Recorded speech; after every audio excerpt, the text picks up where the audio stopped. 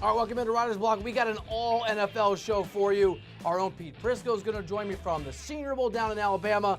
A Tom Brady stat you are not going to believe, and a whole lot more starting right now from New York City.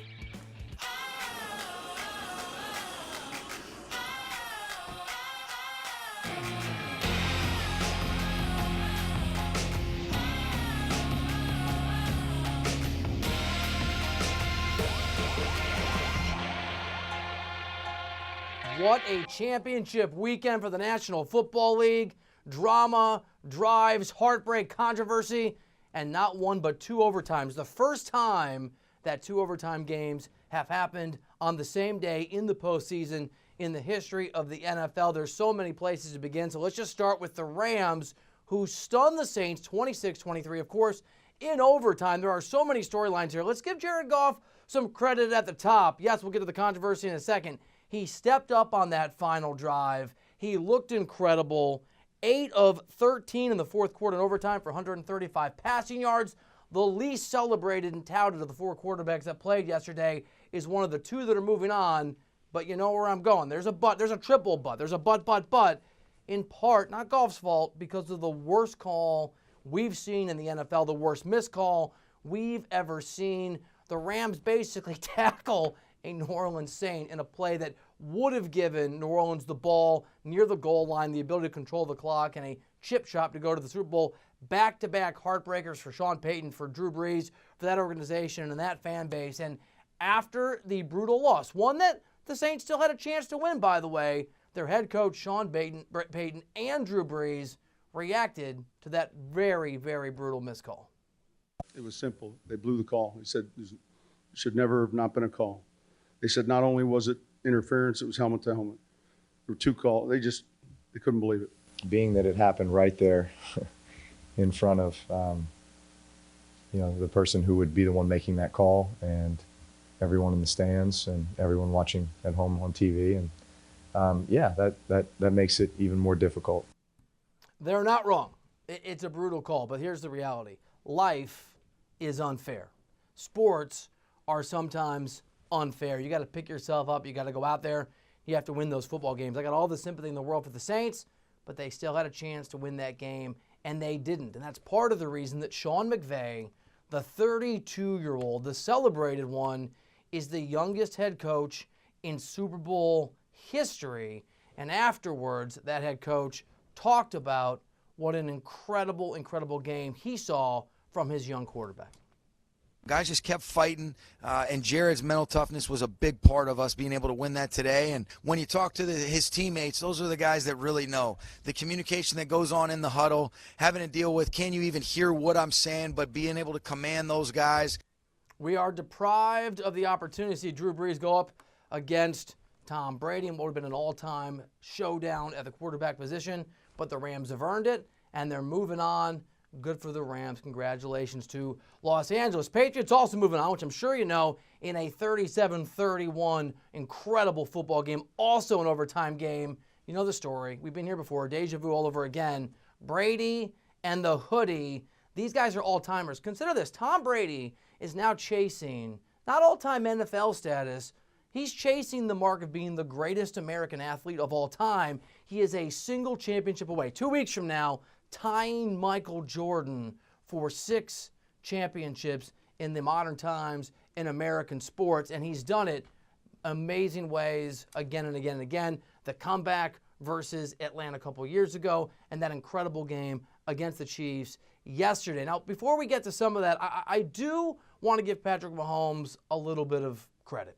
We had a glimpse of the greatness to come for that young man and for that organization, and I'm sure it's a heartbreaking way to watch your season come to an end if you're Mahomes, unable to touch the football in overtime, as Brady does what Brady always does and reminds us why he's the greatest of all time. And after the loss for the Chiefs at Arrowhead, Andy Reid, with our own Tracy Wolfson, talked about the pain and what follows.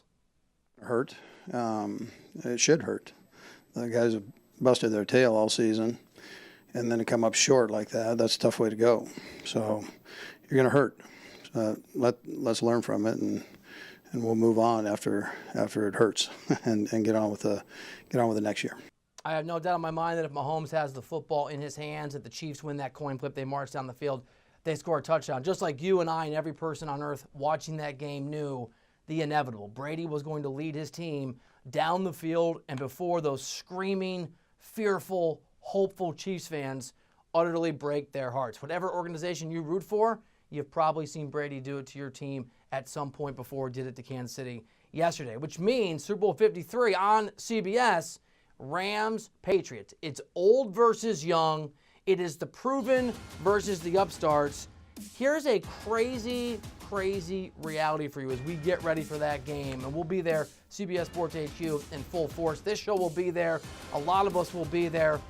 Sean McVay, the first time that Tom Brady and Bill Belichick were in a Super Bowl together, Sean McVay, the head coach who's going to try to take them down now in 2018, was in high school playing the quarterback position. It has been almost 2 decades of remarkable domination by Tom Brady and that Patriots team, and they just keep on marching toward glory and greatness. It's going to be a great Super Bowl. Cannot wait. We'll get into every single angle, every single matchup, everything you as a fan or someone who likes, put a little money down, need to know over the next 2 weeks. I want to give you a Tom Brady stat that's going to blow your mind in a little bit. But first, Pete Prisco, one of the best NFL insiders in the country. He's at the Senior Bowl right now. We're going to visit with him from Alabama, from Mobile, to get his take on both the games yesterday, what to expect in Atlanta, and some of the guys to keep an eye on at the Senior Bowl. That conversation with Pete Prisco coming up here on Reiter's Block in just a moment.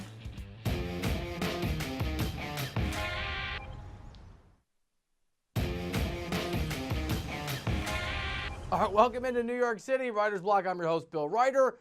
We're going to go live to Mobile, Alabama, side of the Senior Bowl, and our own Pete Prisco. Pete, thanks for making time, buddy.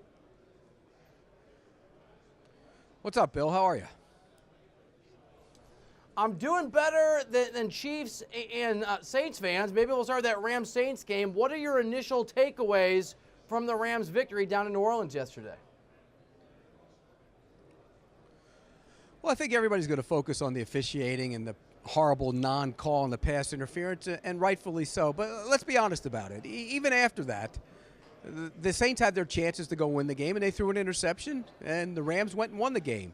It's kind of a disservice to the Rams to focus solely on the blown call. Look, they still had opportunity to go win the game.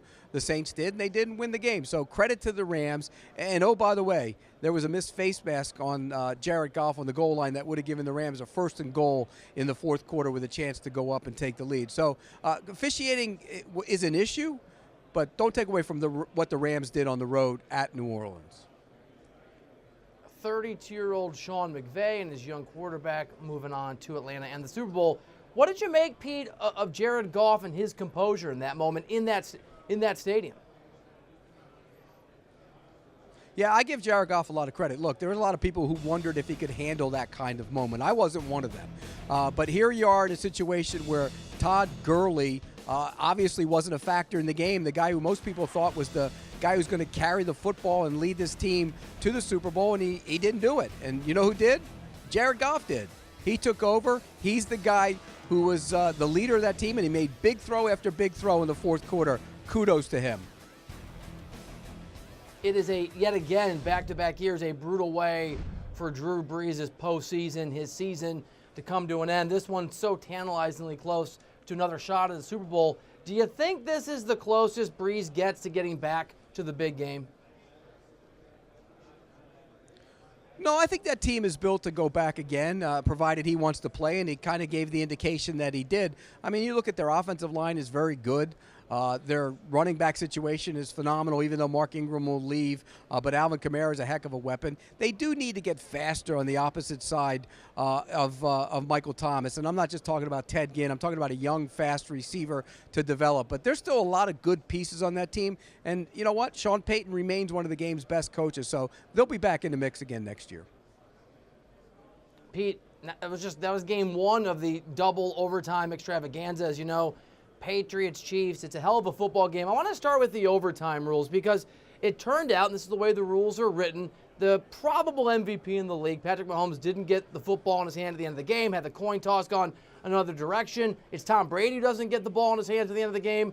Do you think after that outcome, it's worth discussing maybe adjusting overtime rules? No, because they did adjust the overtime rules, and they made it so the team that gets the football has to go get a touchdown or the game will play on. That's why they have defensive players. There's 11 guys on that side of the ball. If Patrick Mahomes and the Kansas City Chiefs are upset that they didn't get the football in overtime, they should go up to every single one of their defensive players and say, you guys didn't do your job. Because bottom line, there are 22 guys on the field at the same time. Whatever the rules are, the defense has to make a stop, and I know the rules cater to the offense, but go make a stop, get the ball back, at least hold them to a field goal, and let Mahomes get his chance. So if you want to blame anybody, blame your defense. Tom Brady is in his 9th Super Bowl. He's trying to win his 6th.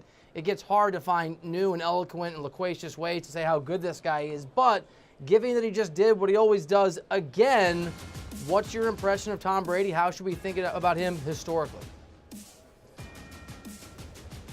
Well, he's the greatest quarterback who's ever played the game, and I don't think there's any question about that. And in the moment, he grows in the moment. Think about this. He's had 3 overtime drives, 3 overtime games in big moments, and he got the ball, and the other team never got it. That tells you what he does. For me, Tom Brady is the greatest quarterback of all time. Bill Belichick is the greatest coach of all time. And I don't think there's any dispute that they're the greatest coach-quarterback combo in the history of the game. And they might be the greatest combo of any manager, coach, player in any sport in the history of sports. If Brady completes this trek and he beats the Rams here in a few weeks, your gut instinct, do you think he's more likely to walk away or more likely, based on what we saw yesterday, to come back and have another go at it next season? No, I think they come back. I think they love the process, both of them. I know Belichick loves the process, and Brady loves the process as well. You know, if they go win it, why not come back and do it again? If they don't win it, why not come back and try and do it again? I think both these guys still compete at the highest level. Both of them love their jobs and the process to get there. So, no, I think Brady will play again. I think Belichick will coach again. Patrick Mahomes and the Chiefs are going home. They don't get the coin flip. They don't get the win. They don't get the shot in overtime. But what did you make of Mahomes, the young quarterback, in that huge moment throughout the game and obviously at the end with that drive that allowed the Chiefs to go to overtime?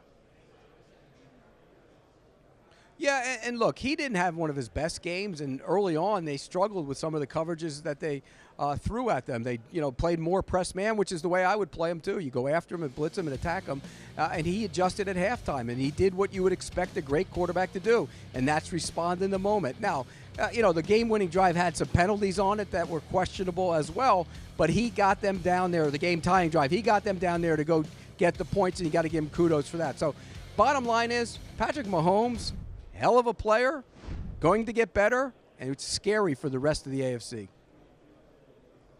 All right, so we're going to ask you this every single day for the next 2 weeks. We're going to talk about it nonstop in Atlanta next week. We'll have you on this show to discuss it. But just your early thoughts, what is brewing in Prisco's brain about the keys between this Rams team and the Patriots?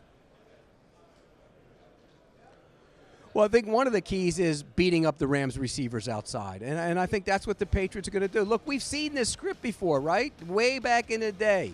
The Rams were playing the Patriots when they were starting this dynasty, and the Rams came in with the greatest show on turf.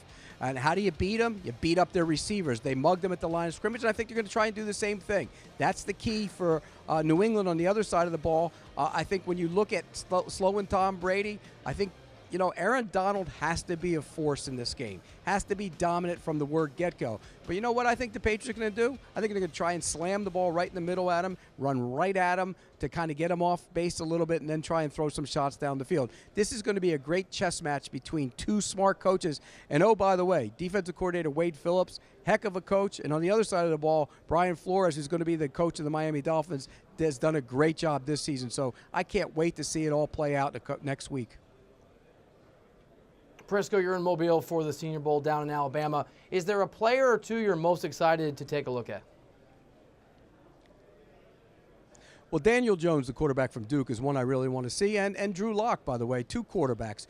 Look, we come here, we all eye the quarterbacks. Who's the next good one? Who's the next great one? Is there a great one here? And I think when you look at this quarterback class right now, most people would say Dwayne Haskins, who's not here in this game, is the number 1 quarterback. But I don't think there's anything that says he will stay that way. So this process will be big for a guy like Daniel Jones from Duke. It'll be big for Drew Lock. Maybe one of those guys can push him for the number 1 quarterback spot. Maybe one of them will be, number 2 and go right after him, because there's some quarterback-needy teams, particularly the Giants at 6 and the Jaguars at 7 in the top 10 that could use a quarterback. All right, Prisco, last one for you. Is there a guy that you think might surprise us that we'll be talking about in May, maybe folks aren't focusing on right now? Well, I mean, you look at Hunter Renfrow is always intriguing to me, and the reason I say that is because you look at him. He was just over here a little while ago. He's a tiny kid. He's small, but all he does is make plays and get open. And I think there's value in that in the NFL for guys. You look at what Julian Edelman's become in New England. We saw Danny Amendola and Wes Welker and guys like that.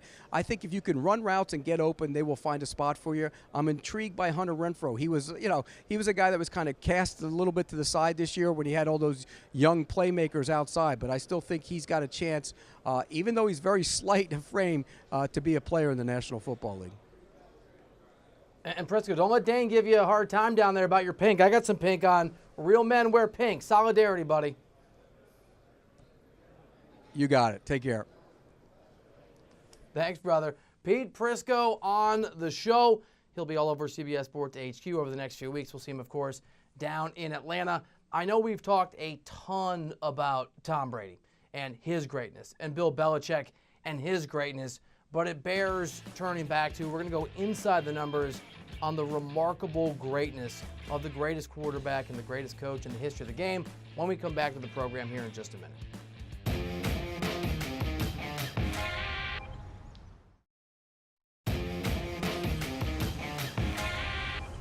Great way to end it. I was probably as excited as I've been in a long time. And, a lot of things, one play here, one play there, could have changed everything, but that's football. And just proud of our team. It is the same story and the same scene you just saw there. Brady at a podium talking about how happy he is, AFC Championship shirt.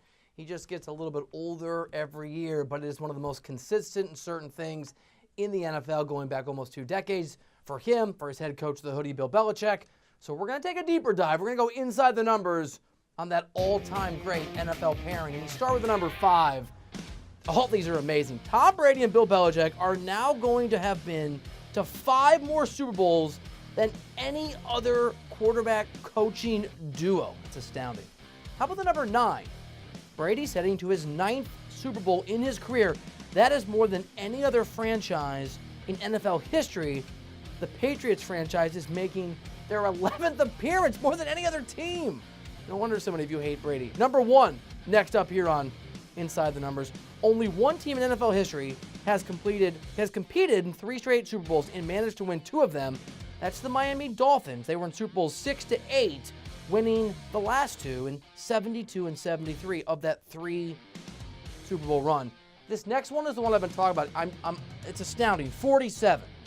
Let this sink in. 47. As in 47%. As in Tom Brady has made the Super Bowl in 47% of his NFL seasons.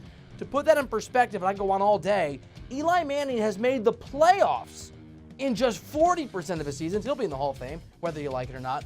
Hall of Famer Kurt Warner has been in the postseason, or had been in just 42% of his seasons. And Brady goes to the Super Bowl basically every other year of his career. Next up is number 50. It's the combined age gap between Belichick and Brady, and Sean McVay and Jared Goff. The first time Belichick and Brady were playing the Rams in the Super Bowl, as we mentioned earlier, McVay was playing quarterback in high school. Their combined ages, by the way, 107 for the Patriots, just 57 for that duo for the Rams. And finally, the number 8, Tom Brady will be 8 years older than Sean McVay come Super Bowl Sunday. The only other time a quarterback was older than the opposing coach in the Super Bowl was Super Bowl 53. Kurt Warner was 37. Mike Tomlin was 36. I mean, you lose track of ways to offer up the appropriate praise without sounding sycophantic on Tom Brady, but 47% of his seasons he has made a Super Bowl. That's just a stupid and incredible number. I do, before we sign off, we'll obviously have lots to get to over the coming days and weeks as we prepare you for Super Bowl 53 on CBS in Atlanta. But I do want to just take a moment and talk about Patrick Mahomes, because that young man, that dude, faced down Brady and the Patriots, especially at the end of the game, and did not blink, leading his team down the field and putting them in a position to try to win that game in overtime. And the flip of that coin just went the wrong way, and you knew it. Whoever was going to get heads or tails, whoever was going to get the right side of that 50-50 was going to win that football game, put the ball in Brady's hand at that point, put the ball in Mahomes' hand at that point. It feels inevitable. And it's a reminder of a couple things. One, Mahomes is not a flash in the pan. His 50 touchdowns wasn't some accident, and we're not captives of the moment when we talk about it. If the guy's healthy, he can be the next great quarterback in the NFL when some of the all-timers like Breeze, like Brady, start to step away from the game. I also think it's worth talking about. I know Prisco totally disagreed. I'll respectfully agree to disagree with Pete. You have to fix overtime. The overtime rules don't work anymore. We're now at a time in the National Football League where offense is king. Defenses can't stop them. We've seen more yards per throw, more yards per offense, more touchdowns. 50 for Mahomes, only the third time that's happened in NFL history. Offenses are taking over. And to basically say to a defense, hey, in this era where everything is constructed that you can't do your job, you better go out there and do it on this drive at the height of all moments, under the pressure of the game, having been worn down through 4 quarters, or your team has zero chance. Here's my fix for overtime, and it's simple. Do exactly what you did yesterday, but once, in this case, the Patriots move down the field and score a touchdown, you give the ball back to the opposing team, you put it back in Patrick Mahomes' hands, and if he drives down and scores a touchdown, you require a 2-point conversion. At least Mahomes has a shot. At least there's some more drama. Let both teams have a chance at the win, even if the second team, having faced their opponent getting a touchdown, have to score a touchdown and then go for 2. By the way, we didn't get to it today, but we have a very special gift for our good friend Adrian Broner later this week after his really strong showing against Manny Pacquiao in Vegas. He got his you-know-what kicked, and we're going to get into that in a little bit. Tommy Tran, not today, tomorrow or the next day. Right now, staying in the moment, Tommy Tran is taking over here on CBS Sports HQ. Eric Casillas is taking over on Sportsline about 30 minutes from now. I'll actually be on there for a couple minutes, so swing back by, stay here. I'll see you in 30 minutes, and I'll see you tomorrow here on Writer's Block. Thanks for hanging out.